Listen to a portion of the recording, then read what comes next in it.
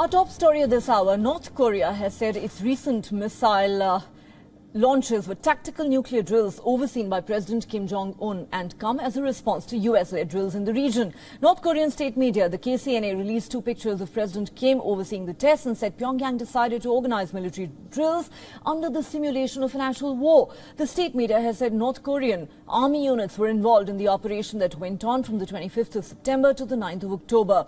The aim of the operation was to check and assess the war deterrent along with the nuclear counter-attack capability of the country. Pyongyang says it has demonstrated the effectiveness of its nuclear combat forces and that it stands ready to hit and destroy targets from any location. But what's more concerning is the North statement saying even though the enemy continues to talk about dialogue and negotiations, we do not have anything to talk about, nor do we feel the need to do so. Now, Kim Jong-un has long wanted to develop tactical nukes, smaller, lighter weapons designed for battlefield use. He also made developing small nukes a top priority at a key party congress in January last year.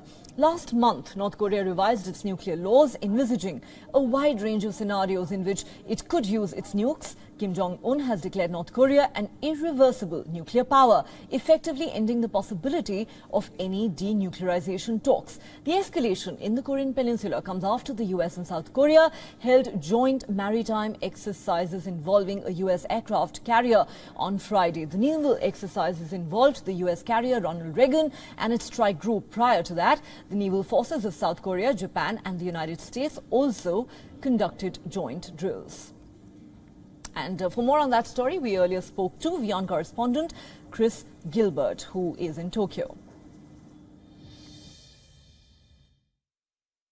South Korea is concerned that with these upcoming world events, such as the Party Congress in China, that North Korea may attempt to draw even more attention to itself with a nuclear test potentially timed between the Party Congress and the United States midterm elections. There's also concerns about how sophisticated North Korea's missiles are becoming. Of course, the one it launched on Tuesday, the longest any North Korean missile has ever flown, and also the increased capability of its nuclear program as well. Both those concerns voiced by Japan's self-defense forces last week. Of course, those missiles were met with condemnation, and a few months ago, Pyongyang says, well, we're conducting this missile test because we're concerned that a new Asian NATO, or what it perceives to be an Asian NATO, are forming around it, alliances between countries like the United States, Japan and South Korea. And these ongoing nuclear missile tests do certainly seem to be mending ties or pushing these countries closer together. Multiple phone calls